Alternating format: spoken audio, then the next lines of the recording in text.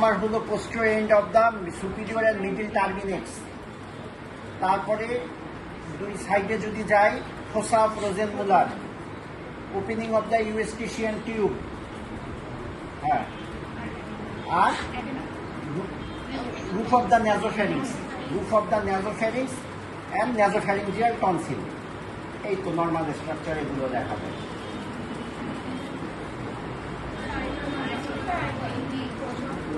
আরে বললে তো গড়গড় করে পরে নিজেরই মনে থাকবে না। আচ্ছা, আমি যদি সামনে থেকে বলি, আমি বলছি প্রথমে কোয়ানা দেখা যাবে, poster end of the nasal septum দেখা যাবে, poster end of the superior and middle terminate দেখা যাবে, তারপরে ফোসা অফ রোজেনমুলার দেখা যাবে, opening of the Eustachian tube দেখা যাবে, আর বলছি রুফ অফ দ্য ন্যাজোফ্যারিংস অর ন্যাজোফ্যারিঞ্জিয়াল, আর সাথে ন্যাজোফ্যারিঞ্জিয়াল টনসিল। ঠিক আছে?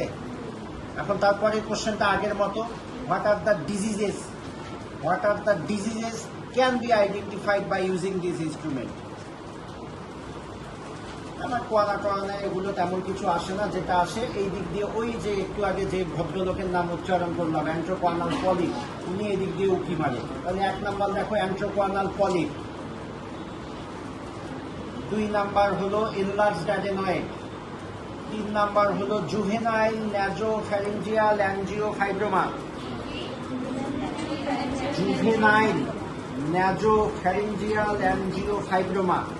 জিনিসটার নাম একটু খটমটে লাগতেছে, কিন্তু বিশেষ করে ছেলেরা জেনে রাখবা। এই জিনিসটা সম্বন্ধে একটু ছোট করে বলে নেই। এই জিনিসটা এমন একটা টিউমার, ইউজুয়ালি এক্সক্লুসিভলি মেলদের হয়, কারণ এটা টেস্টোস্টেরন ডিপেন্ডেন্ট টিউমার। যখনই একটা বাচ্চা পিউবার্টি অ্যাটেইন করে, তার টেস্টোস্টেরন সার্জ হয়, তখন এই টিউমারটা অ্যাপিয়ার করে। যেহেতু ওই এজটার নাম জুভেনাইল এজ বা টিন এজ, এই জন্য এর নাম জুভেনাইল ন্যাজোফ্যারিঞ্জিয়াল অ্যাঞ্জিওফাইব্রোমা। ডিজিজটা আনকমন, কিন্তু পরীক্ষার খাতায় খুবই কমন একটা রোগ। পরীক্ষার জন্য এই রোগটা কি হয়? টোরেনশিয়াল ব্লিডিং, রুগী আমাদের কাছে আসে, রিপিটেড বাউটস, প্রচুর ব্লিডিং, এইভাবেই কোশ্চেনটা থাকে। এই child of 16 years age, male child, presented to you repeated episodes বা repeated bouts of torrential epistaxis with severe anemia with bilateral nasal obstruction. What is your diagnosis? এক কথায় জুভেনাইল ন্যাজোফ্যারিঞ্জিয়াল অ্যাঞ্জিওফাইব্রোমা। এটা এমন হয় যে পেশেন্টের আমরা হিমোগ্লোবিন করে দেখছি, মাঝে মাঝে 2 to 3 আসে, এত বেশি রক্ত চলে গেছে। ঠিক আছে? নাকে ন্যাজোফ্যারিংসে হয়, পরে আস্তে আস্তে এমন বড় হয়, নাকের দিকে ন্যাজোফ্যারিংসেও চলে আসে, নেজাল ক্যাভিটিতে আসে, ম্যাক্সিলায় ফুলে যায়, প্রপটোসিস হয়, এরকম হয়। এটা কোনো ম্যালিগন্যান্ট টিউমার না, সময় মতো অপারেশন করে এটা এক্সারসাইজ করে ফেলা যায়।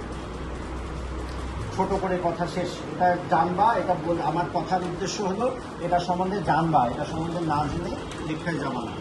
তাহলে ডিজিজগুলো অনেকগুলোর নাম বললাম, তাই তো? কি কি বললাম বলতো?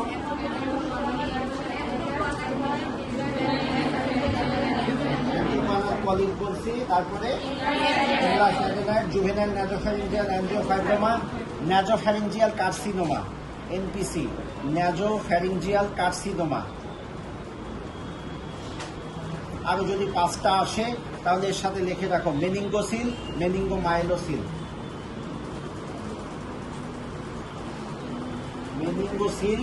মেনিঙ্গোমাইলোসিল।